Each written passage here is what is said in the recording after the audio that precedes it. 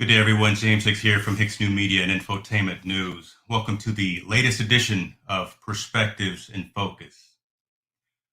Sex, religion, and politics, the topics we've historically been told to shy away from in public discussion, primarily due to the possible friction it could cause.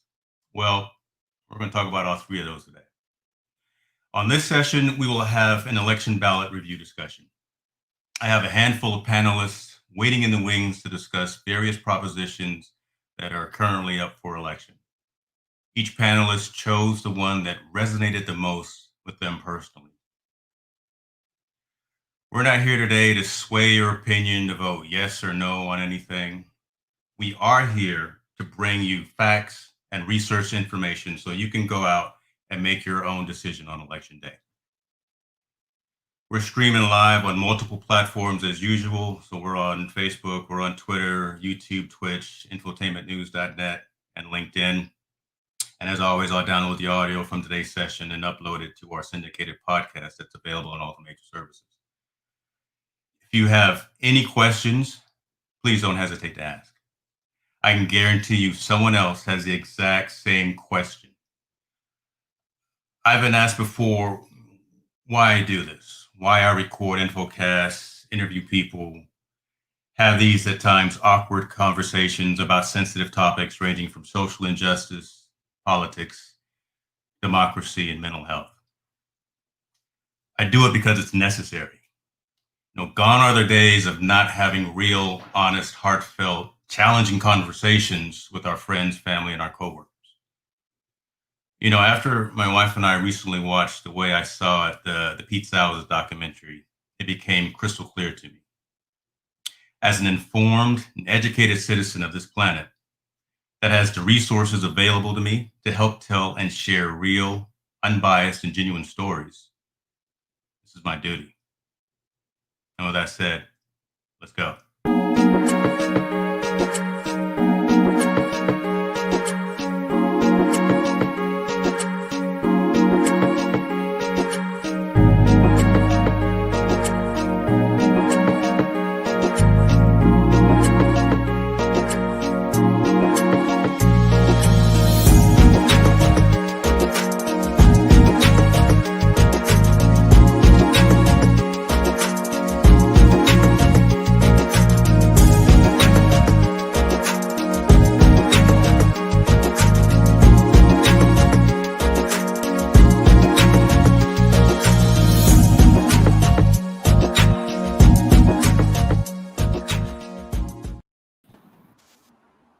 Thank you all for joining me today. This is going to be an amazing experience. Pretty cool folks here. And I should take a screenshot of this right now. I'm gonna have you guys each introduce yourself kind of in the order of the proposition that you're going to review today. And when you make that introduction, just tell us where you're coming from. So let's start with you, Pastor Isaac. Hey everyone, good afternoon. David Isom, Senior Pastor of St. Stephen Church in Fairfield, California, member of the governing board of the Fairfield-Sassoon Unified School District. I'm sharing and supporting Prop 15, Schools and Community First proposition, because I know how much money is going to come into the local communities once this proposition passes. And it's important to me because our schools and communities have been underfunded for far too long. Glad to be here. Thank you, sir. Go over to Mr. Menifee, please. Hi, my name is Clark Menifee. I'm a senior executive in the technology section. That's my background. I'm a father. I live in Roseville. I'm a strong, very much a leader in the community. And today I will be discussing Proposition 16. And if approved, Proposition 16 will repeal the section of the California Constitution introduced by Proposition 209 and basically bring back affirmative action. And I'm looking forward to that in-depth discussion as it relates to everything that's going on in today's environment. So thanks, James, for having me on, and looking forward to the conversations. Thank you, sir. Appreciate you. Kyle Ballot, how are you, sir? Doing great, thanks. So Kyle Bodyfelt, Roseville, California. I manage what's considered probably the largest and most diverse homeowners association in the greater Sacramento area in Thomas Park. We've got about 4,000 homes, and we have a really rich, diverse membership that being a part of managing that association allows me to be involved in a lot of discussions from so many different viewpoints. I'm talking about Proposition 17, which is a very simple and straightforward proposition. Should people that have served their prison term while on parole be allowed to vote? So I'll be looking forward to talking about that one. Awesome. Thank you, sir. Dion Madden, how are you? Awesome. Hey, James. Yes, my name is Dion Madden. I am a California native. This is not the first time I have participated in an election cycle, but this is the first time I've really taken some time to invest in really understanding these different propositions, what's going on in our local communities at a state level, at a national level, and an international level as well. And so I'm really looking forward to hearing more about the other propositions that the folks on this call are going to be presenting. I am going to be sharing a little bit about Proposition 18, and essentially that is talking about amending the California Constitution to lower the voting age to 18, or sorry, from 18 to 17. So I look forward to digging into that a little bit. Awesome. Thank you very much. Brother Burks. Hey, James. My name is Eric. I'm here in Los Angeles, and I'm probably coming from a different standpoint. First, a little background. I'm actually working on this huge project here at LAX. I manage the documentation that goes through this $14 billion LAMP program. I'm coming from a standpoint. I'm going to be talking about Proposition 21 on should government rent control and should the government enact rent control or change it or modify it, whatever. And I just really need to get more understanding. So I'm hoping I can kind of collab or talk, or people can explain from reading it, how this actually works. I'm a newly, kind of a new business person, and I'm really was looking into also getting into, property ownership. But anyway, that's what I'll be talking about, Prop 21. Awesome. Thank you, sir. Mr. Gilliland. Hey, everybody. This is Lance Gilliland. I also live and work in the Roseville area, born and raised in California.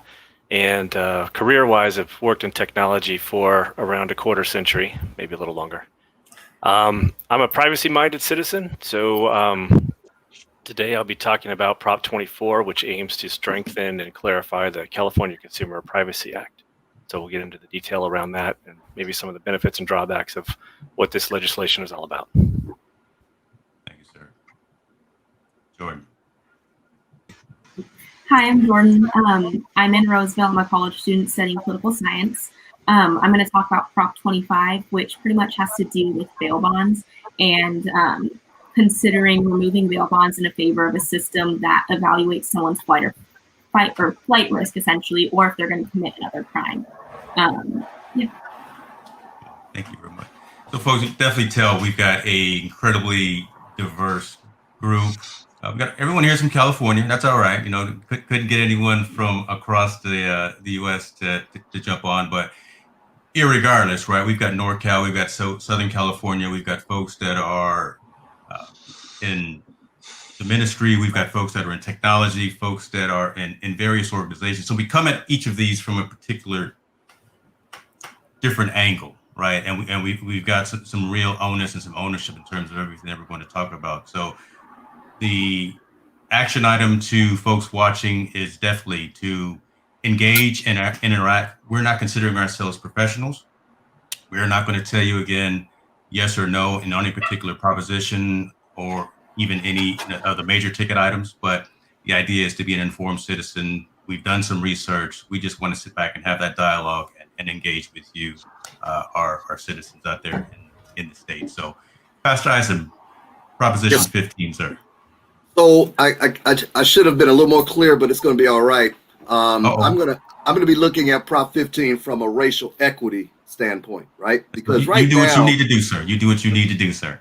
yeah, this word is really strong now, equity. And a lot of folk don't really understand right now that Prop 15 really addresses racial equity and inequalities. It's going to address one of the reclaiming $12 billion annually from our schools and local communities.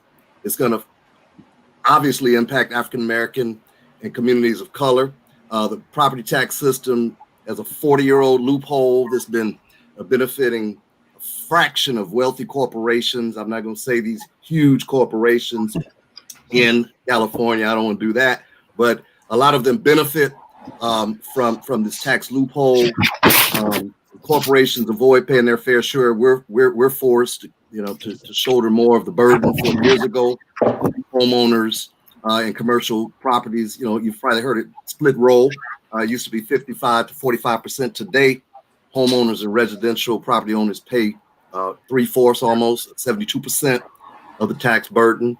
Low income workers, of course, feel that burden a lot more. Disinvestment from education and essential services to prioritize corporate profits.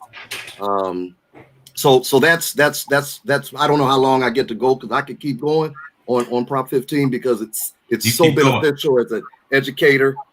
We need this money, and so I'm going to say I'm supportive of it. I know that maybe we're supposed to remain neutral, but I believe this is so important to the education community, African American community, poor people, that we really need to pass Prop 15. The local funds, it's run locally, so people are saying, it's money that's not general fund money. It's not. It goes to each local community. We believe that the constituents within those communities know what's best for their own community, and so we trust them. Keep going. I would guess I would pause you and say the session today is really not to say it doesn't matter where you're going, yes or no, and if you've got a particular lever that you're going to pull when you're behind the curtain, definitely say that if you feel comfortable with that. But again, the idea is just for us to say, I know everyone's got these books. Again, no one's read them. No one. The majority of society hasn't read them, and they're going to wait till November the 3rd comes around, and they're going to vote party line, right? And that's a problem, because it really is critical to understand what you're voting for, because there are ramifications, long-term, mid-term, and short-term. So if there's something that's happening in our particular communities that we feel strongly for, which is again why everyone chose a particular proposition to go over, voice that. This is an open forum.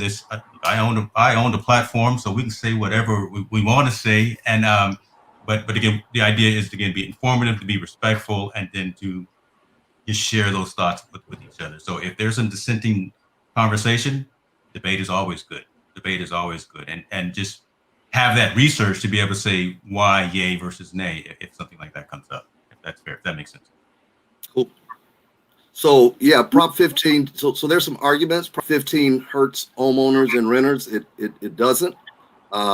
It maintains residential property tax.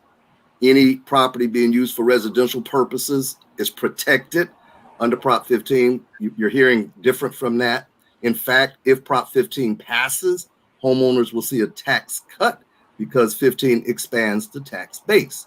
Then we got small business saying small businesses cannot afford a tax increase. According to the Department of Industrial Relations, 47% of small businesses are home-based. Again, residential properties are exempt.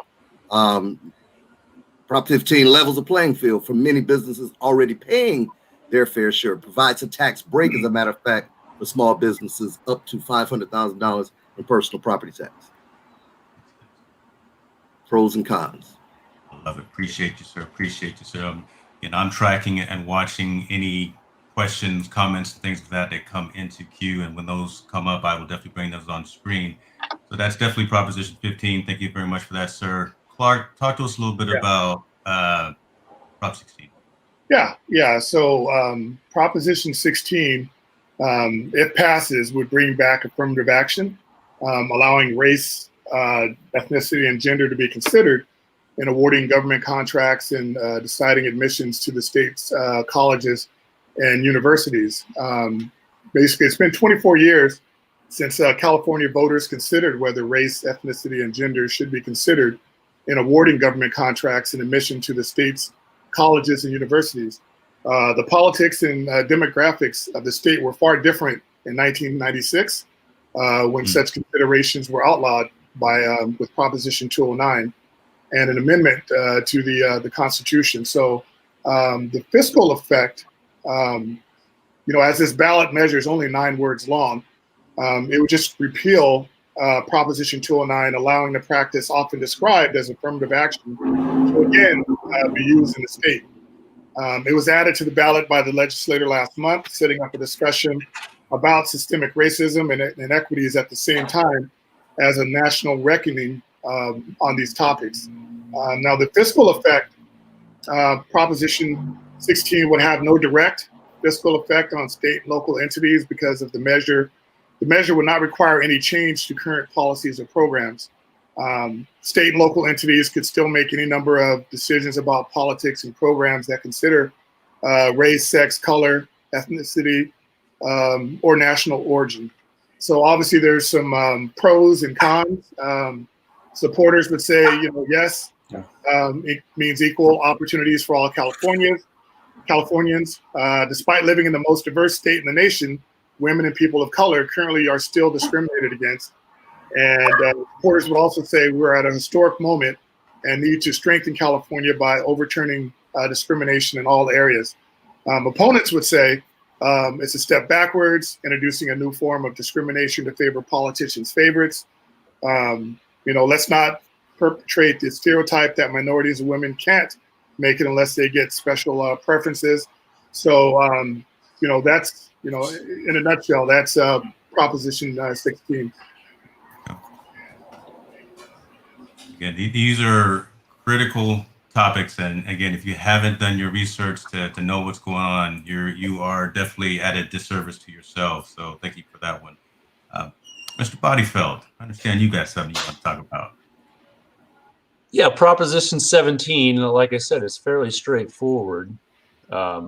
Currently, if someone is released from prison, they've served their time for their crime, while they're on parole, they are still not eligible to vote. What Prop 17 says, should it pass, it would allow parolees to register and vote after they leave state prison instead of waiting until the parole term ends. The real argument on this one, when you read them, is what's the definition of parole? The author of the measure says that parole is for that reentry into society, get a job, find a place to live, you're paying taxes. So if we think of taxation without representation, then that's you might consider that to be a violation if the person can't vote. They're out there, they're having to pay taxes in society. So the people that are against 17, they have a different definition of parole. They say parole is the continuation of this person's sentence as they transition back into society. That it's like a test period, and they don't have all their rights yet because they need to prove while out of prison that they can still have a positive impact on their community, on society. So again, in a nutshell, it's what is the definition of parole? I think if we're trying to get people, if we consider someone has served a prison sentence, they have followed through on their what society says they had to do. So if they're on parole, they are now back in integrating with society. So why shouldn't that right to vote also be granted? Because a more influenced person, a more educated person, a more involved person is likely, in my view, to be someone who's less likely to revert to recidivism, crime. So again, the big change, another thing to look at on all of these is following the money, right? There is no money against Prop 17. And I'm not saying that's the only reason you should or should not vote for something, but literally there's no big push against this measure. So. Thank you. So so you're going the right way, Eric, because I was actually going to challenge the panel as well. You know, let's not only have it as a monologue, but you know, if there's discussions to go back and forth about these amongst ourselves, yep. I would love to have those as well. I got a question to feed in after your comment, Eric.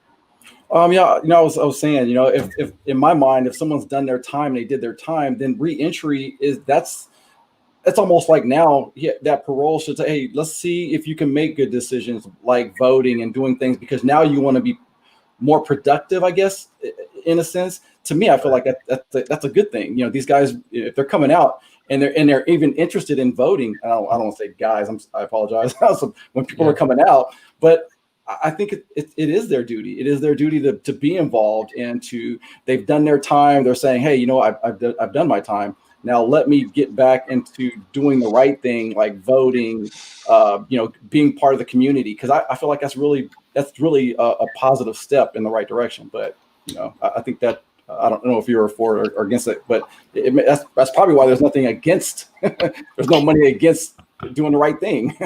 So, right. Yeah, right. Well stated. Yeah. Kyle, go ahead, Clark. Yeah. I was gonna just add on to what Eric was saying. It's you know, if a person actually, you know, did pay their dues, and obviously, you know, when they get out, they're still being taxed, right? They're paying their taxes, right? So they should have, you know, the opportunity to vote. You know, they should definitely be able to get that right back as part of their rehabilitation. Again, anyone who's paying taxes, I think, should have the right to vote. If you take that right away, then don't tax them. Right. Right. So that's my 2 cents on that. Yeah. I love it. Yeah, I love that thought, taxation without representation. That was, that was on fire. Yeah.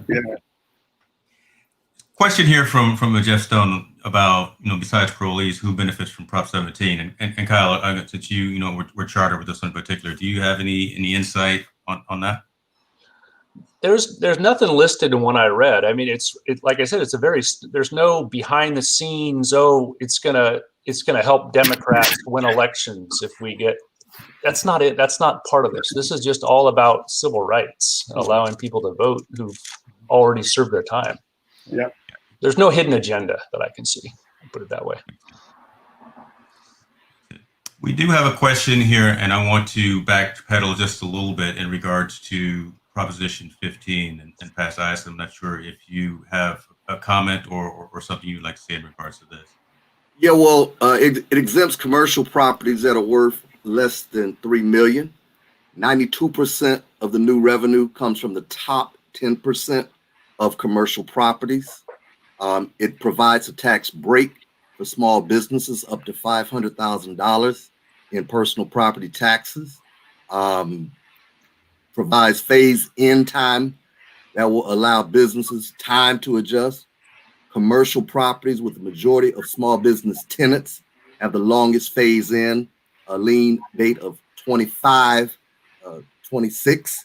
So, and as a matter of fact, a new study from Beacon Economics shows that Prop 15 will not impact business rents, that property taxes are not a major factor in rental rates, and a vast majority of small businesses will see no negative impact from Prop 15. And that's from Beacon Economics. Awesome. Thank you, sir. Appreciate you that. Proposition 18, Dion. Yes, Proposition 18. So as mentioned before, right, I'm spending a little bit more time than I have in the past and really understanding all of this. And again, I would be considered a millennial. So, you know, it's really interesting to see a proposition that is looking to amend the Constitution to have 17-year-olds, right? We think of 18 as adult, 17 is not. I think we should celebrate the fact that kids want to vote. So let's just read this right. So amend California Constitution to permit 17-year-old to vote in primary and special elections if they will turn 18 by the next election and be otherwise eligible to vote. Kyle mentioned something about following the money. And first glance, when I saw this, I thought it's probably one of the less controversial propositions, and being my first time on one of these panels, I thought it was a safe one for me to pick up on. But what I'm finding is that all of them kind of have some type of financial impact, and this one actually does. So in voting yes for this, it would actually increase the statewide county cost likely between several hundreds of thousands of dollars and $1 million every 2 years.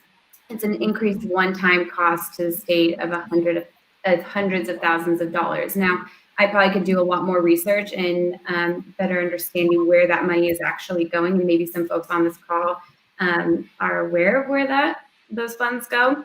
But essentially, yes means that a 17-year-old who will be 18 by next election may vote in a primary and special election proceeding. So for us in California, right, the governor's election coming up in 2 years, they will be able to vote then. No simply just means that they won't be able to vote in any election if they are under the age of 18. So, some of the arguments that are being made right now in the pros are that allowing a 17-year-old to vote is giving a first-time voter to participate in a full election cycle, and the need to boost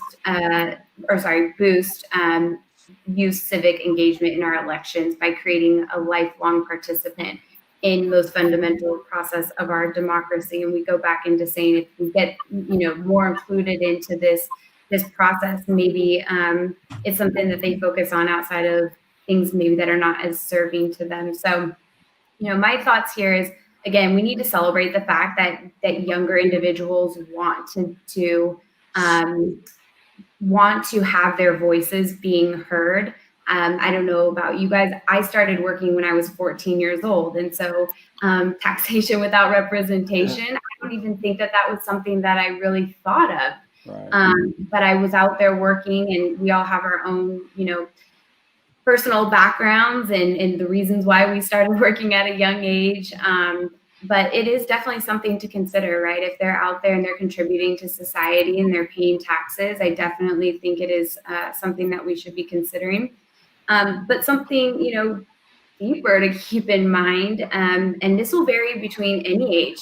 I don't know that we should even look at 17. There's plenty of 37-year-olds that I look at and have conversations with where I want to be like, are you paying attention? Are you doing your due diligence? Do you really understand what this is? It's like, please tell me you do. And unfortunately, I mean, we live in a free country, thank God, but, it's almost like we have to check that list off. Like, have you really, really done your background and understanding what all this means for a bigger picture, right? And so, life experiences come in with that, influences. Where are they spending their time? We see a lot of 17-year-olds right now. Maybe they're spending a lot of time on TikTok, and they have different celebrity influences and different news medias, and and that could be good or maybe not very positive. But we just have to keep those things in mind, I think. And what trends are they following versus the historical data? I think that's something we should consider. And then I mentioned, I think prior to jumping on here, looking at local politics versus state politics versus national and international politics. At a younger age, our world is so small that I think we focus on what's right in front of us. And what we're finding, or what I'm finding even, is that the members or the folks that we elect into office, even at a local level, have influence, have the ability to influence all the way up to the top, right? And so it's just being able to have those conversations and understanding where these younger voters are going to be coming from is important. When they look at the cons, right, they start to talk about, science and legal consistency, which makes sense to me as well. That, a lot of laws prohibit younger teens from smoking, from drinking, from tanning. And the research that they are pulling that from is saying that essentially, that certain area of their brains is not fully developed for them to go out and make these rational decisions. I would honestly argue that maybe some adults don't have that area of their brain fully developed. It's been compromised in some way that they can't really make those decisions either. But we just kind of figure out how we get there and go from there. But again, I've talked to so many younger individuals, and they're very intelligent and they know what's going on, and so it's hard for me to have this kind of like ageism conversation, which is very real, right? I kind of go back and forth on this. I think of myself as a 17-year-old, as an 18-year-old, as a 25-year-old, as a 30-year-old, and it's a right, it's a privilege, it's an honor that we get to go out and vote and have our voices heard. But I think and really hope that people understand how big of an honor and how big of a privilege that is, and really understand what their votes are saying and doing for our world, essentially. So those are good points. So it's crazy. I've got opinions and thoughts on the other proposition as well, but this one I'll chime in and let the other folks as well. But I got two kids, one under 18, and look, he's aware, right? There's something different that's happening within the last 2, 3, 4, however many years.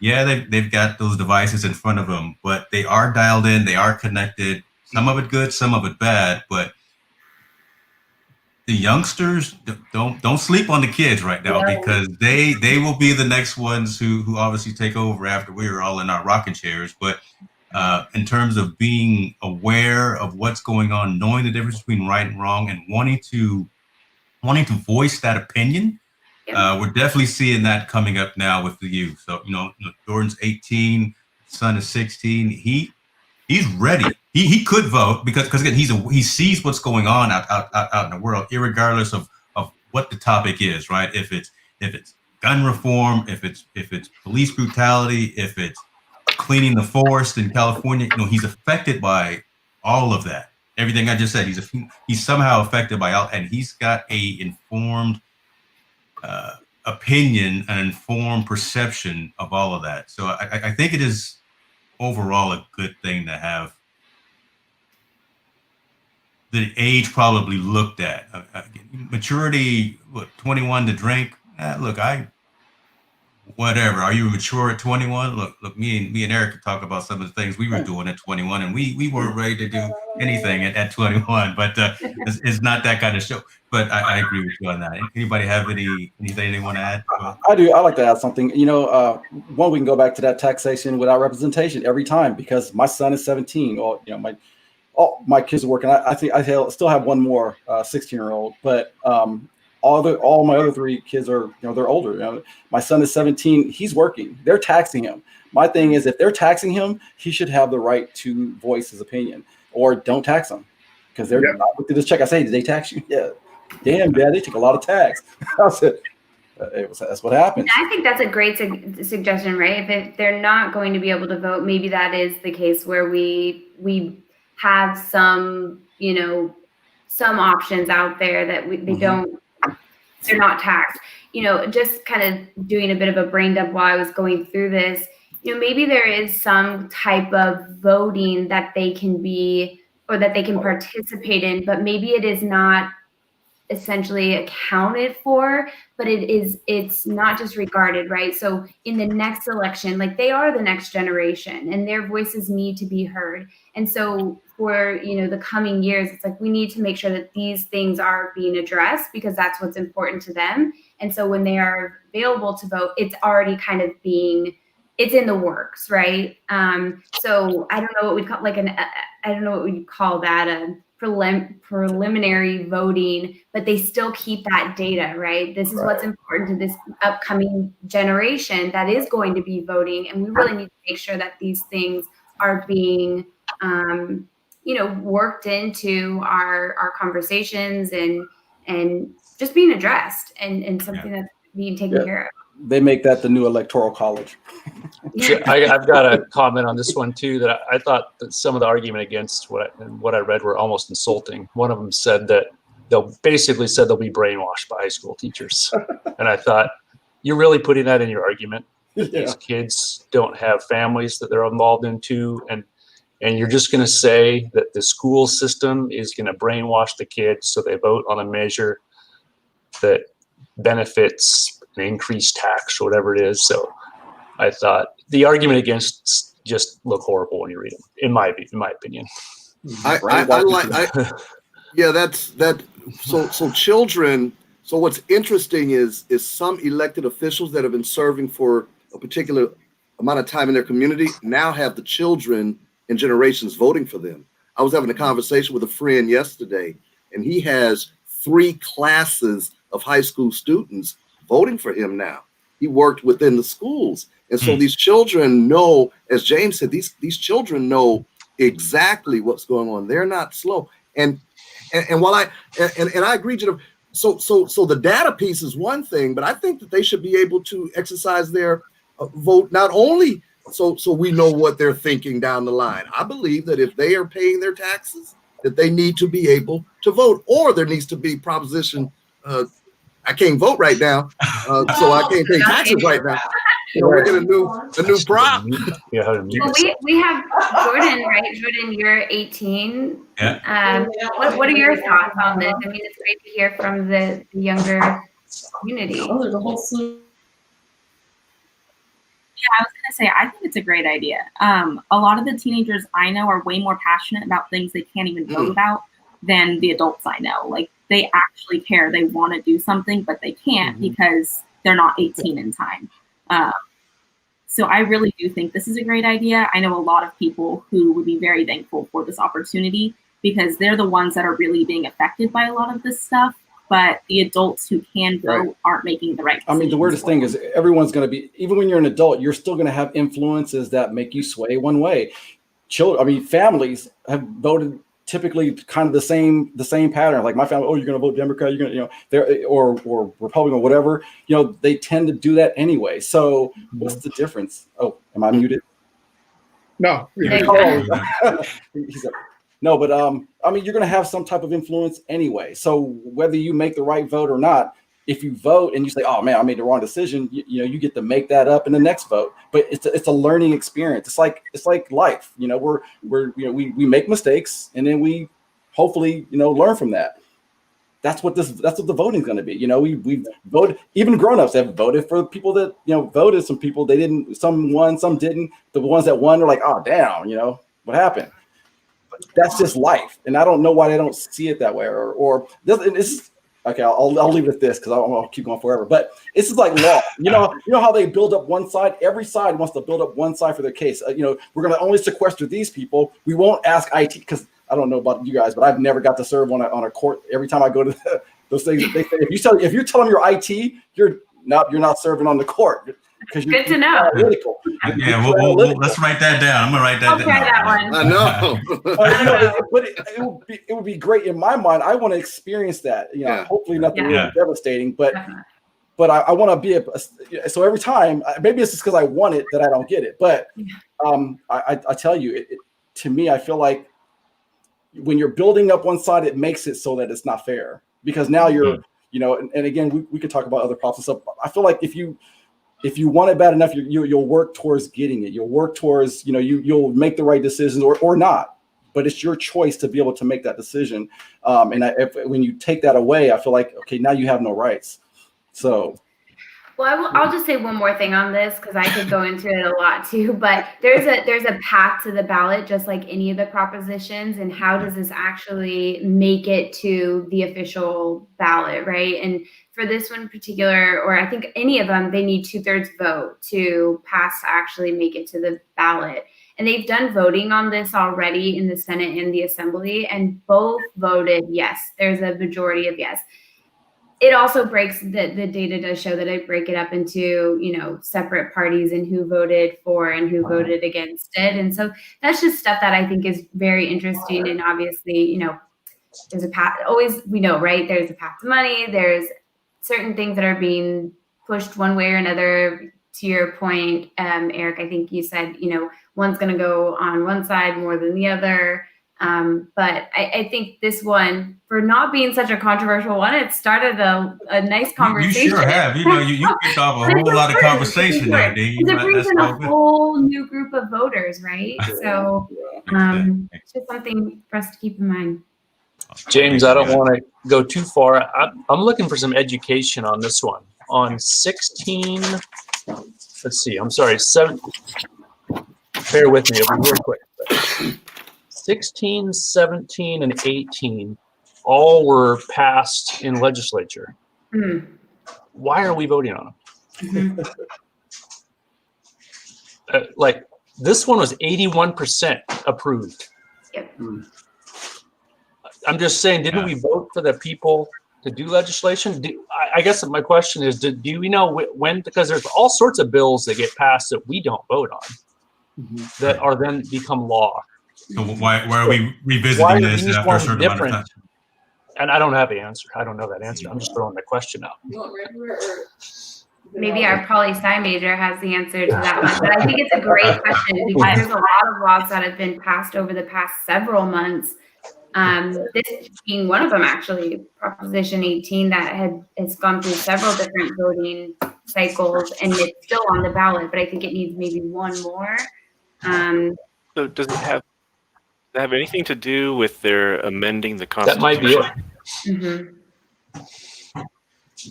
So I'm reading something here. In California, 2/3 vote is needed in each chamber of the legislature to refer a constitutional amendment to the ballot for voting. That makes sense. That's probably it. So, yeah. Because actually, looking at the ones that you mentioned, it does. I'm looking at the propositions down, and those say legislative constitutional amendment, legislative constitutional amendments. That is the prereq on those that you mentioned. Makes sense. Cool. Thanks, Lance. Sure. I just. Did you have a comment? Go to Cal Matters election guide. That really is very telltale. Yes. I got that. Actually, I'm gonna pull that up, and I'm gonna pull all the propositions up actually in a few minutes here. I love that. Look at that. You've got this graph is pretty telling. And that's all the propositions and the different measures dependent on wherever you are located. And who's supporting them. And that's what's really, really interesting. Right. Okay. Say what, as we move to the next one, I'll do some research and pull up that link. But Mr. Burks, the floor is yours, sir. Talk to us a little bit about Prop 21. I actually want to do a different prop, but I'll you gonna switch it up? I'm good. No, so here's a confusing one for me. Prop 21 expands local government's authority to enact rent control on residential property initiative statute, right? And what it's going to do is allow local governments to establish rent control on residential properties over 15 years old. So I think the date is like February 15, 1995, that they can enact rent control on properties that are not older than that. Now they're going to push it back further, right? That's how I read it. But anyway, here's what so the pro for it is Prop 21 is the change needed to tackle homelessness. And I'm thinking, how is this going to tackle homelessness? I don't get it. A yes vote on Proposition 21 is a vote to keep families in their homes, a strong coalition of elected leaders, affordable housing providers, and seniors and veterans. And to me, I feel like I don't understand how it's going to help the homeless. But then again, I probably didn't go as deep into it. Can you hear me? Yeah, I thought everything got quiet. we're listening attentively to you, sir. Okay. And some of so against it is Prop 21 will make California housing crisis worse. Prop 21 undermines the strongest statewide rent control law in the nation. Cost jobs, reduce home values, and stop new houses from being built. And I can see that. I never really held property. So I went up in Sacramento. I flipped a couple of properties up there. I've never seen it as holding onto properties. And as time further goes, you're like, oh wow, I should have kept some of those properties. And now thinking about doing that, if they're going to start throwing rent controls on there, I don't know why I would even want to. I guess I don't know. Can anybody explain this to me? I know I should. It was for me to read into it, but the only reason why the reason why they're talking about it'll help with homelessness is because right now is, and I'm not saying I'm for or against it, is right now rent keeps going up. I'll just give you one example. My son and grandchildren lived here, and every year they raised the rent, and they raised it significantly, so much so that we had to send them to Missouri, where they have a larger place and they're paying half. Literally, they're paying half the rent in a nicer, larger unit. Now, again, the reason I believe that they're saying this will help confront homelessness is because when you can't pay your rent, you will get evicted and you will be homeless. I don't know how strong an argument it is, but I know from some of the conversations I've had, that's what that part of it is. Okay, so I guess. So Evie, I know where you're going, right? Because this hits you. I mean, this is you, right? I mean, this affects you directly. So if this passes, come January, either your rent goes up $1,000 or only goes up $20, especially in Southern California. But isn't that the purpose? If I buy a property, I want the value of that property to go up. So I want to make money on that property. I'm not buying it so I can say, keep the status quo and we just keep going. I'm buying that property because the location, right? You're buying for location. So are people being homeless because they're looking, I want to live by the beach. So now my rent's going up. I mean, I don't know. To me, I'm going to live where I can afford. And I know it doesn't make sense, but I'm saying I'm going to, I try to get a job and live. This is one that's I'm torn. I get it. Rent does go up. Rent goes up. But a lot of times I'll buy a property. I'll still rent because I want my property just to make money for me. I don't want, because now I'm no longer, it's not an asset to me if I'm spending money on it, right? So I'm going to keep renting. So I'm going to buy a property that's going to make money for me.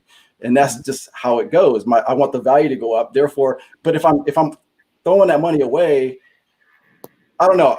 I guess the rent control in my mind has to be, where it works for both. So my property value is still going up and I'm able to, make more money on that property. Or is it just let me just have somebody in there and just pay the mortgage off? But I don't know. So I get it. Yeah, some people own to make money. Yeah, I get it. Yeah. Yeah. So what are your thoughts when you see this question right here, right? Where is it the government overreaching, right? So how does it affect you, again, being directly involved in this particular situation? You're actually involved on both sides still, right? Yeah. Again, so hold on, I didn't even think about that, right? I was just thinking about the fact. Yeah. Right? So give us your perspective from both sides, because you're affected very intimately about this. I mean, again, like I said, I might be more fortunate than most, but I'm still, even I'll know my financial status and I'll live within my means. I'm not gonna, before we used to try to live lavish. Hey, let's buy this nice car. You remember back in the day, but now I live within my means. I'll save for the things that I want. I will, I'll live where my family and I can actually afford, and rent goes up, and I accommodate for that. So I'll say, hey, I want to make sure that I'm, instead of doing this Prop 21, let's teach people how to manage money better. Because right out of school, people don't know how to manage money. I'm gonna tell you right now, right out of school, I was my parents didn't know. They couldn't teach me. I had to learn this. So I think if there was more education on managing money, and again, I don't know everyone's situation, and I know some things happen, but I know that a lot of people that I knew growing up and living with, we all live with outside of our means because we were trying to ball out of control. I don't know if you guys know what that term is, but I think now you calling them old, or you calling someone too young? I think just like you now, we're teaching our kids a different way. I'm teaching my kids about money early. I'm teaching my kids about credit early. Just like you. I know you're teaching Jordan. It's so, I want to cry when I see Jordan because I'm like, she's talking like an adult. I'm not saying you're not an adult. I'm just saying I've seen you when you're this small. Anyway, but I think more education. I think Prop 21 is an overreach. I think, to me, in my mind, I think it's an overreach thinking it's gonna cure everything. It's not. We have to educate our people about how money works. We have to educate people on, it's more about education. In my mind, again, that's my opinion. I don't see a case strong enough in my mind for me to vote yes on this. Gotcha.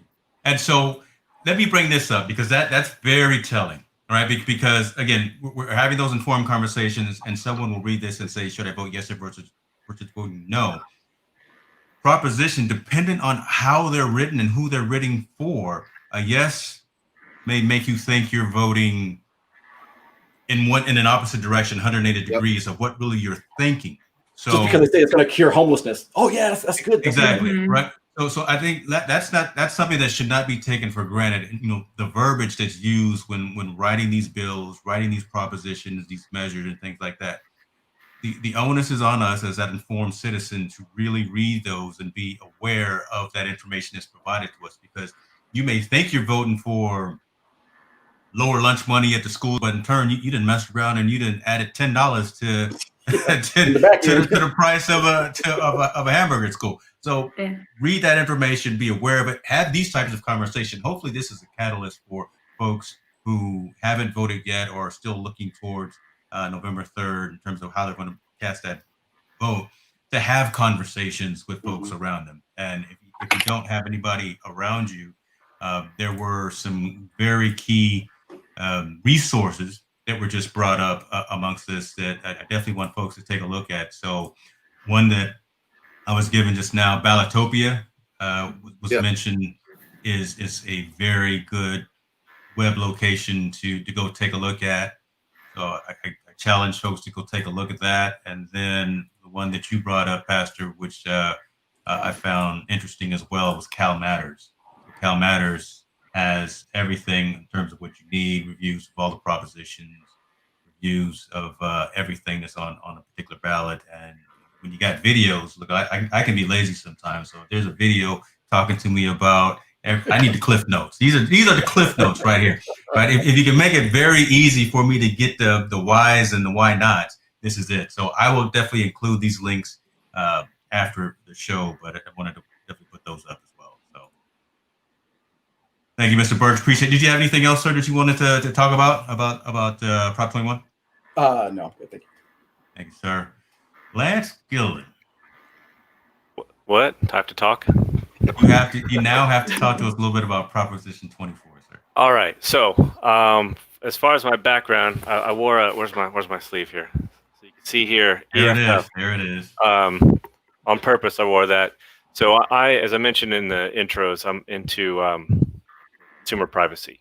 But I wanted to, hopefully online everybody can still see the audience here. But I wanted to ask you guys something.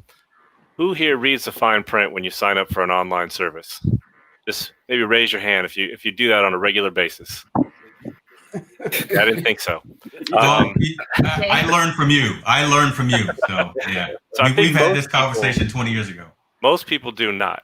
All right. So people are signing up for social media. They're signing up for all kinds of services. I probably have 1,000 passwords.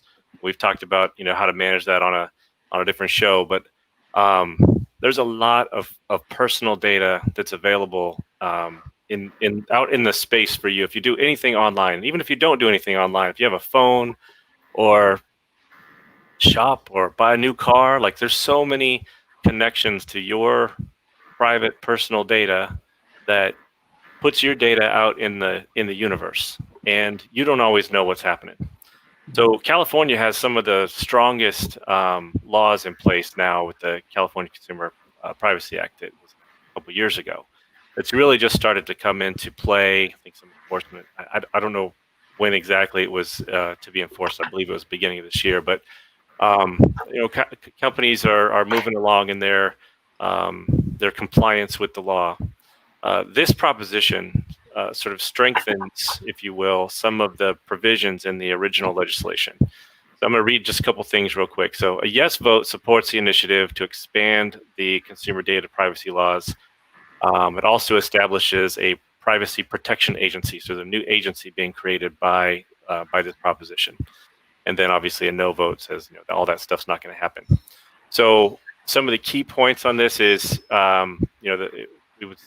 companies shouldn't share a consumer's personal information if the consumer requests that they don't share it. Provides consumers with an opt-out for having their sensitive personal information to be used for advertising and that sort of things. It makes companies have to obtain permission before collecting data for consumers that are younger than 16, and also for kids between 13 and 16 to get a parent's permission to get the kids' data. And then also companies are supposed to provide, as a result of this, way for consumers to correct any information. So all that sounds pretty good. Going back to my first point, though, some of the things, read a lot about the EFF. I give them money, so I believe in their mission. One of the things it doesn't do is it doesn't doesn't force companies to make you opt in to sharing your personal data. So the default is you're going to share your data, and a lot of people don't read the terms. They don't understand what it is they're sharing. So by default, as soon as you sign up, you're giving away your data. And like the EFF, and I think the default position should be, I need to opt in to sort of freely provide my data out there. It also seems to allow for businesses, there's some vagueness in it. And by the way, it's 53 pages long, so it reads like a privacy statement that no one wants to read.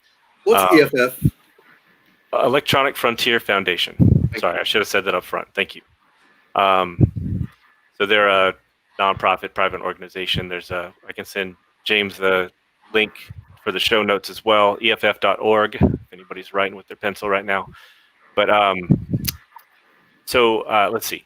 So there's also some provisions in there that seem to allow for companies to sort of redefine what they think is data that they need to retain in order for them to protect against any sort of security incidents. But it's sort of broad and maybe give some loopholes on keeping data that maybe you've asked for them to delete. This TCPA allows for consumers to say, I want you to delete my data. And this proposition sort of backs away from that a little bit and says that, companies can kind of refuse to do that. And then let's see, the one other thing that consumers can't do in either case is sue. Like if someone doesn't comply with this, I as a consumer don't have any right to sort of self-enforce by going after a company. Now, depending on how people feel about over litigation and lawsuits and that sort of thing, you may or may not like that or don't like it, but the agency that would be created would be the one enforcing these laws. So it's, like I said, it kind of strengthens the existing legislation and adds some more consumer protections, but maybe doesn't go far enough.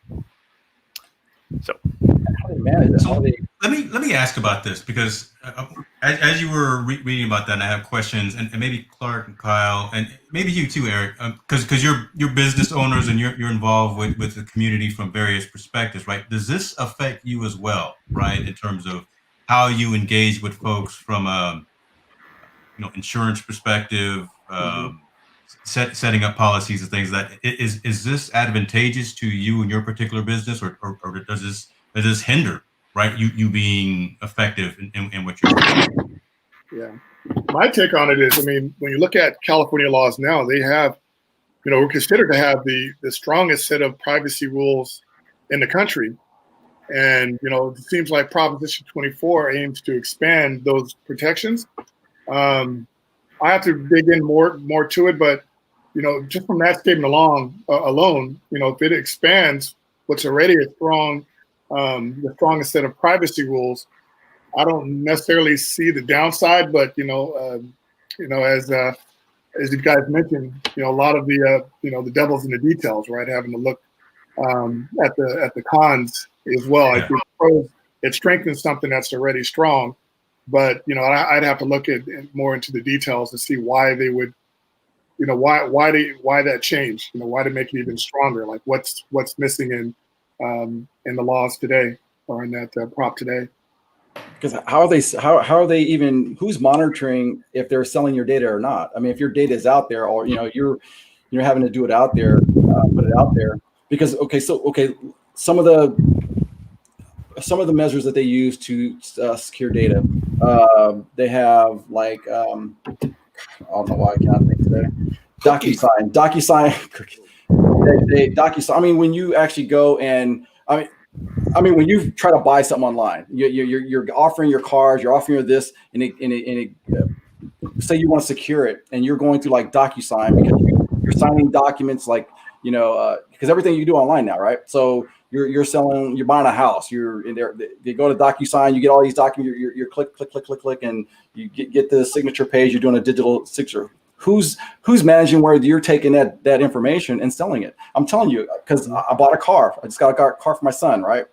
Next thing you know, I'm getting. I don't know if they're just monitoring my cookies and my browser cache, but I've been getting calls to my advertising text to my phone ever since that happened. I'm like, the heck? And I specifically say don't share my data. And I know they said they're going to share some data with some, when you go apply for the car, but yeah, now I'm getting advertisements. So who's monitoring if they're sharing it or not? Yeah. So I think taking a step back from how I feel about privacy and thinking about owning a small business or setting up a website to, I don't know, have a blog or whatever. Maybe you collect some user registrations. I find it interesting because oftentimes you'll need to use several third parties in order to facilitate setting that up, right? I'm not going to set up maybe my own servers. Maybe I use WordPress and maybe Amazon Web Services. And as a small business person, I think it would be tough sometimes to know every time what's happening with that data, right? Who's controlling that? Who's liable for anything that maybe Amazon makes a mistake? Offense to Amazon, but just as an illustration, that's where things get kind of tricky for me. Like, okay, wait, I'm trying to save money by using third parties. They're hosting this data.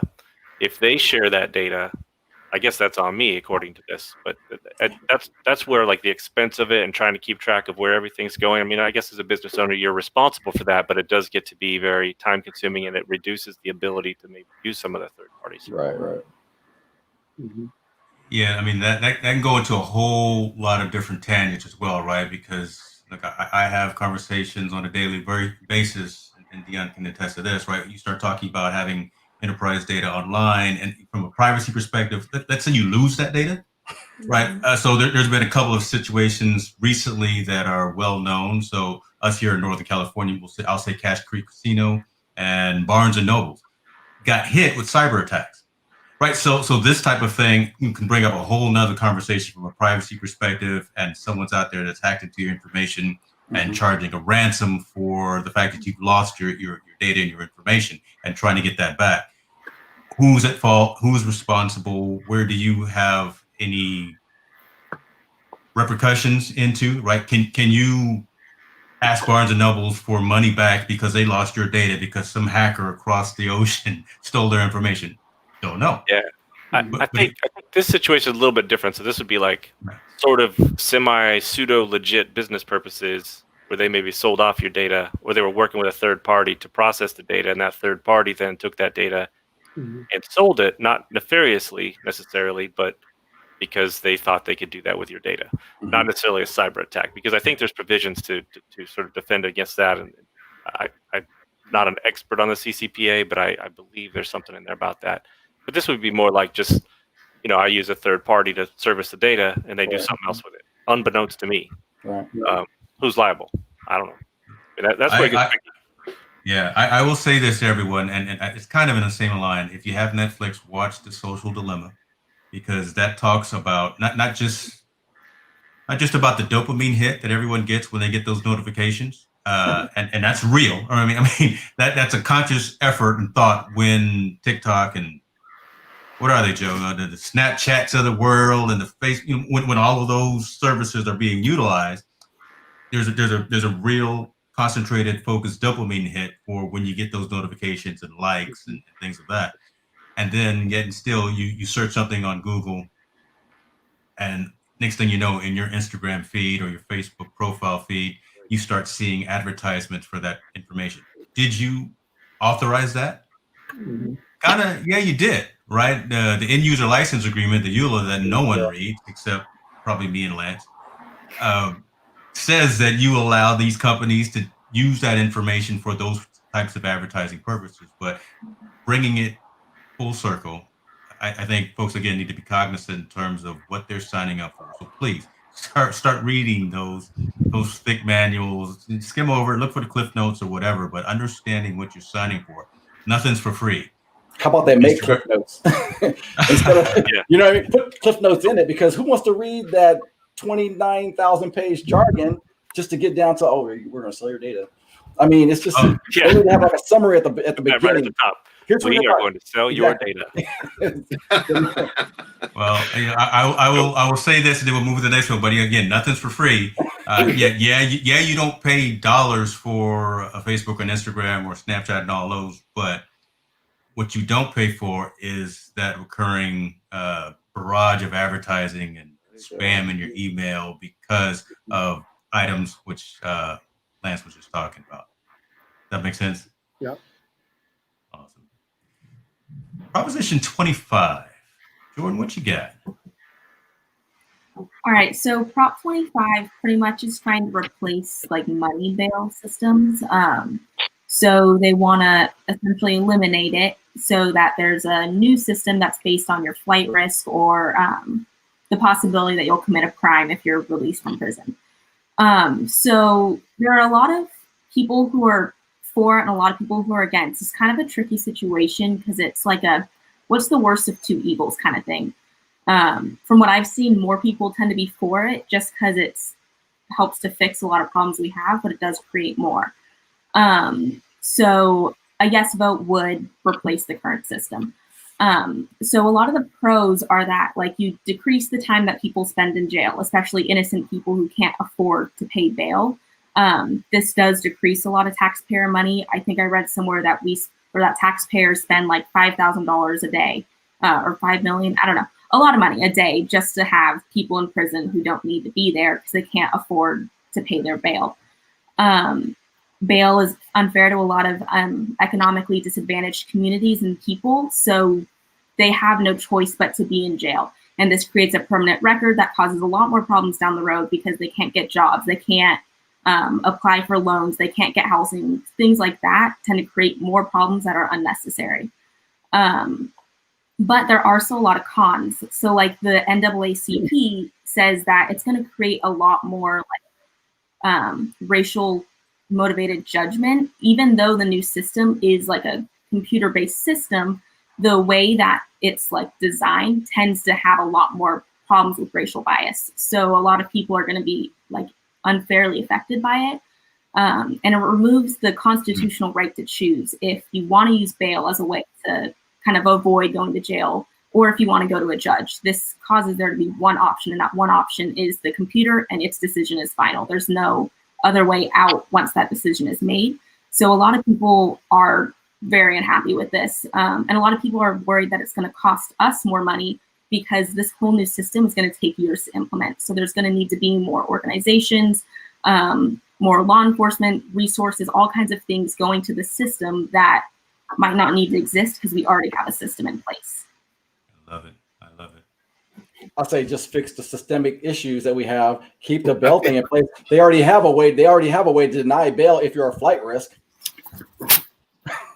Anyway, go ahead. Yeah, that's one of the arguments that this is already in effect. Like it doesn't make sense really to get rid of bail, but the people who are for it really want to hammer in that bail is an unfair system and that it should just be eradicated. Joe, do you happen to know if there was anything in the legislation about how often they would update the algorithm? I didn't see anything. Yeah, nothing that I know of. You would think that would adjust over time, right? Yeah. Whether or not that actually is working or not. Yeah. Or if someone is even asking that question, right? I mean, exactly. That's a question coming from you as a someone has to review the data. This is one of the ones we've studied as well in another area. And someone has to, so the algorithm puts out what it puts out, but it still has to be signed off on by a human. Someone has to really look at that and determine that. So it's not just solely computer based. A lot of people look at what the computer says and they do it, but I just want to just throw that out there that it's not a computer that says keep them or not at the end of the day. It's a person that looks at all of the data it makes that decision. It's a human. I mean, if you make the laws cut and clear, and I know there's different situations, but if you have a track record, a mile long, I mean, you may be a flight risk. But if they're saying it for, I remember I went to court and I had a ticket for running a red light. So I go to court and it was like my first one, right? And then they charged me this like $600. I go to court. The person that came after me, I stayed for, I guess we stayed there for the whole trial. This is my first one I ever went out to. And then the girl was up there. She had like driving, all kinds of issues. And, I'm saying it's a girl because it was a girl. So anyway, so she had all these issues. The judge said, how am I going to let her go after I just charged this guy $600 for it was his first time offense? I'm like, they can't have that. Does that make sense? You can't. The law has to be the same for everybody. It doesn't matter if and again, I get it that there may be certain situations, but if I shot somebody else shot somebody, we're going to do the same time. We're going to have the same deal. You get the same consequence no matter what. And I know those are more serious, but if you run a red light, it has to be consistent. I don't know. And if you have issues with paying it, then make a payment plan. Like, everyone should be on the same system and it shouldn't be different. That's what's going to, in my mind, stop the systemic issues that people are seeing. It has to be the same across the board. Decent point. Eric, while you are talking, it'd be remiss if I didn't bring up these questions that are popping up, and I don't want to skip over them. So Marvin Stark asked this question in regards to like Proposition 21. Hard to manage money if you unexpectedly lose your job. With COVID, people have lost jobs, so can't afford to pay higher rents. Before COVID, they might have been in a good place. What are your thoughts in terms of that? Well, again, and it's bad. It's a bad situation. But and there are times that I've been in that situation where I'm like, oh man, something happened. You lose your job in my younger years. But as I got older, I learned. I don't know if anybody else goes through this. You have to save like 6 to 8 months of your salary and to already provision. So if you're taught to learn about emergencies ahead of time, then you don't get really caught up. And again, I get it. Sometimes it doesn't help for everyone, or some. Like I said, I don't think I'm more fortunate than anyone else in a situation because I've been there where I'm like, oh, I didn't have money too. I was single. When I got married, I had a responsibility to my children to make sure that I'm keeping 6 to 8 months rent there, or whatever, my salary, 6 to 8 months, so that I don't run into that situation. Again, in my mind, it's a money management issue. I get it. It happens. I understand COVID happened unexpectedly, but that's why you have to plan for the unexpected. Guess what? There's insurances that you can get now insurances, and I'm not trying to pitch any deals that can help you in the long run, like life insurance. Like you got your IULs, where you can have accumulating funds that'll help you in the long run when situations happen like that. No one knows about that. No one, well, I'll take that back. The top 1% or top whatever percent, they know about it. No one down here knows about it. No one, the working class don't know about it. There's, like I said, education. I love that. Well, that was pretty good. Anybody have anything that they want to add in? and hold up before I transition, because it's happening, brother. You getting it from the left, which is good, right? I mean, these are the kinds of conversations that we need to have. So, interesting question. But in my mind, it's like this situation. I know she said it's more complicated now, but this is like the chicken or the egg. This is that conversation, the chicken or the egg, because it can be complicated, but managing your money it's all about managing your money. It's all about setting yourself up for emergencies. I get it. And then sometimes emergencies can come after emergencies, but at least one of them gets taken care of, right? I know. Like I said, chicken or the egg. And Gina's gonna be hard on me on this one, so I'll leave it at that. You can take that offline. Yeah, I'll film it too. Because I've been in both situations. I've been in situations like that, and now we're in COVID, right? And then you have to plan, So I do want to say I agree that you need to manage your money, but I do think being able to do that is a privilege. Like not everyone has enough money to set aside every month to prepare for an emergency. Like my mom was saying, like people are barely scraping by with what they're getting because they physically cannot make any more money. So saving for Because they don't know how to use their money. They don't know how to use their money to make money. And I apologize. I shouldn't have cut you off, but like I was going to lose my train of thought. That gets you. That I mean, see, you see, now it's Joe and Jen against me all the time. Yeah, the Hicks girls are on you now. Knock you down, boy. Knock you down. But what I'm saying is, you guys know me the longest, right? So I've been in situations where I had a roommate with James. I told myself I would never have myself in that situation. I had to educate myself about money. After that, oh, sorry, Jen. Yeah. So in my mind, I think it's education, only because of the fact that I was there. And once I put myself in that, it could be life experience. I don't know. But I educated myself on how to make sure I never get in that situation again. And I appreciate you guys being there. Yeah. You know, and I think that sums up a lot, right? Because again, we talked about some more controversial than others topics today, right? And I wouldn't even say controversial, but I'll just say that more polarized, right? In terms of either your experiences and what you're going through. I can't help but laugh at some of these comments that are coming in. So I got to post them. I can't keep a straight face. So you've gotten it from from the mother, the daughter, the grandfather. It's a family affair. Pastor, he gonna need you in the middle to get him, Pastor, because other than that, it's all bad. It's all bad. So I need to go to confession, Pastor. We're gonna have to. No, they're members. So I got to be with them. He gonna hit you upside the head with one of them candlesticks. Is what he gonna do up at the front of the church. There go Grandma. All right, let me go. All sides. So, folks watching, thank you for your engagement. Thank you for your interaction. I think all we were really trying to do, and I think we've done a decent job of opening the door of conversation. I'll go back to kind of how I started. You got this book for your county, for your location. Please don't discard it. Please read it. We didn't even go over all of the propositions. There were a couple of others that were at least in this particular area for me that I need to be aware of. There is information in regards to different measures, and then there are, of course, the big ticket items that are from a national perspective. Again, left, right, center, red, yellow, blue, green. Right now, doesn't matter. I just want everyone to get out there and not squander this opportunity of pulling that lever behind the curtain, getting that sticker saying that I help contribute to a better society and a better America. That's what matters, right? Because then after the election, then we can have conversations. If you contributed, if you did not contribute, I want to hear from you. Right, I don't want the armchair quarterbacks talking to me about, well, we should have pivoted left and we should have thrown a slant instead of.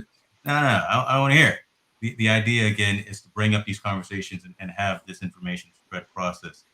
One other site that I did want to share, since we got mainly California folks online here, it's actually the official voters guide, and this is voterguide.sos.cal.gov, and this is where all of the propositions are listed. All of the candidates for every single office, national, local, everybody's shown here with their background, with their information, with what they believe in, what they are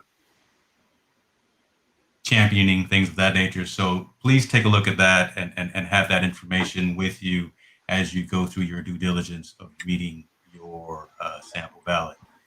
I would also recommend that, I don't know,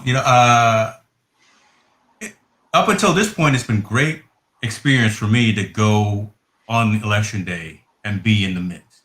Right? I like that energy because it's some great energy of being there.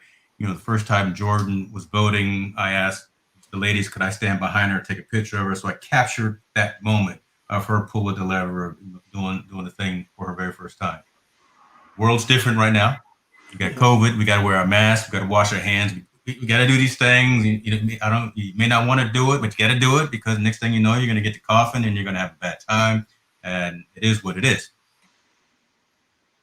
If for the folks on the panel, have you voted yet? Let me ask you that. And if you have not voted yet, do you plan on going in person? I'm going to go backwards from the folks that presented, and I'll start with you, Pastor Ice. I have my ballot. I normally take it into the polling place. My church happens to be a polling place, so I enjoy walking it in. But just in case I can't get it in, I have it and I put it in my mailbox.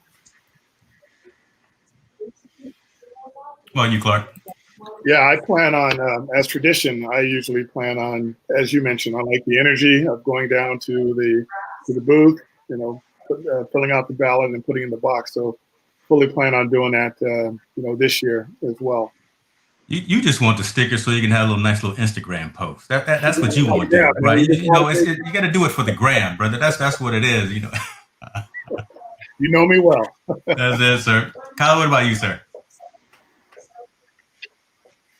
I've always voted in person.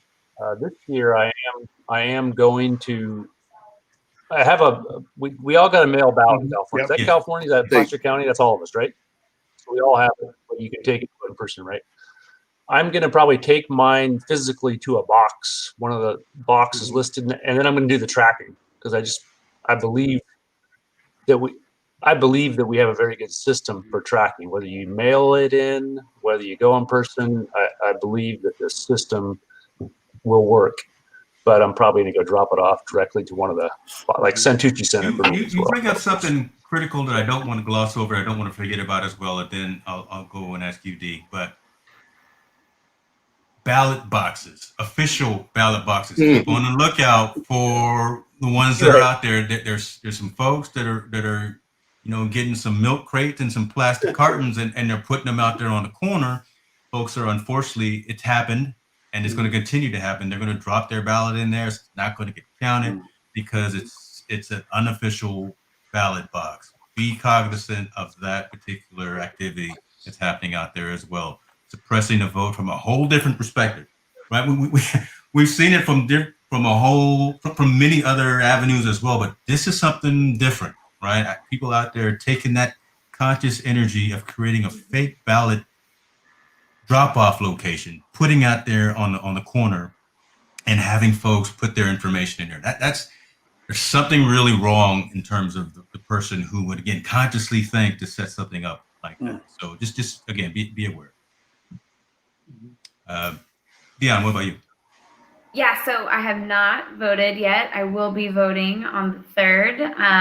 I'm going to go in person. I want to experience that as well, that energy, being around people. It'll be interesting, obviously, with all that's going on, but to be around other people that are a little bit charged right now, or whatever type of charge they have going on, I think is going to be an experience in itself. And we've experienced a lot in 2020. So why not just add that one to the list? I love it. Eric Burks, talk to us, man. You already thrown yours in the box or you throw mine in the box. Okay. No, you're not going there in person, huh? Okay. I mean, I've gone in person. I mean, I've also been used to mail-in ballots too. So in the military, when I was overseas, I had to mail in a ballot. Yeah. So I'm used to the mail-in ballot. I trust the system, just like Kyle said. I've never used the tracking, so I'm going to use the tracking though. Yeah, that's critical, right? That's something again new sign of the times. So we now have this advanced technology, which could be a question for you, Lance, right? In terms, from a privacy perspective, is that something that you want? Because you got to fill something out. I don't know if you signed up for that. Well, see, there you go, right? I mean, that's the other side of the coin. Yeah, you want to make sure your ballot is counted, but there are consequences, pros and cons of every action that you do. So I'll leave it at that. Hey, James, I got to say this. You said a person are putting these boxes out. It is a party. What's unfortunate is that is the state party, not a person that's putting those boxes out, and they have refused to comply with the injunction. True. Wanted that. Keep On me the honest news. there. Keep me plain. Make it plain there, like the pastor said. Make it plain there. So, but correct me whenever I need to be corrected. Love that. Thank you, sir. So I haven't voted yet, James, because I What? needed to watch this show first. There'll be an extra 20 in your PayPal account in about. No, for real though, I did set it aside. It's over there on my shelf. I wanted to hear some of the discussion today. Maybe it'll influence my vote. Maybe it won't. Probably will. That's what I just did. So you see Ray's miles like pulling them out as we're talking. Yeah. So no, but I'm going to take it and drop it off. I like going in person to vote. I'm going to miss that this year. But yeah, my thing, and I will track it online. Although honestly, I don't remember signing up for anything like that. But I'm sure it was in the fine print that I did not read that time. Anyway. Jordan, what about you? So I really want to vote in person, but I feel like it's just going to be such a mess with all the people and COVID and stuff. So I'm going to fill out the mail-in ballot to drop off at the polling place because it's right there by our house. But if the lines aren't too bad and it looks okay, I would much rather vote in person and actually fill out the form there. And there are a number of official drop-off locations that are going to be opening up, I think starting October the 30th or the 31st, where there will be locations open practically all day, right from 9 to 5, where you can actually go there and physically turn it in before November 3rd. Because I plan on doing that exact same thing, right? Actually taking mine, dropping it off, getting my sticker so I can get my little Instagram shot and saying that I did my, I did my thing, because I'm proud of that. My recommendation to folks, if you haven't yet, if you go on November 3rd, be prepared, be ready for probable long lines. I'm not even going to say if there's going to be any contention or if there's going to be issues at the polling places, but just be prepared for the unexpected. Be prepared for not just be able to go in there, show your ID, and be able to go in there and fill out the Scantron. It's going to take a little bit of time. Maybe bring yourself a peanut butter jelly sandwich or something, and power bar, and be ready to stand in line for a little bit, just in case it takes a bit of time to get that. So, anybody have anything in closing that they want to bring up? This has been an awesome session, and I'm kind of over the moon on this. So I'm completely thrilled to have this. This was awesome. Thanks a lot. Thanks for putting this together. It was cool. Yeah, It was nice meeting you Thank you. guys. Thank you, James. You too. Thank you. Good. Thank you. Awesome. So, folks, again, thank you very much for your time. To the panel here, I got none but winners right here. Get to know these folks. Again, when I do these show notes, I'll have all those links to those sites so you have access to that information. Be diligent in terms of what you need to do, folks. Get out there. Make sure you vote on November 3rd, or before. Make sure that you have fully filled out all of the information that needs to be filled out. If you make a mistake, put your initials on there and get it right. If you need a new ballot because you've made a mistake, take care of that as well. Leave nothing to chance that your voice doesn't get heard. And, with that, the idea of ITN Live and Perspectives and Focus is to have long form, informative conversations. I think we really did that today. So I say thank you to all and have a great day. Stay safe. Thanks, guys.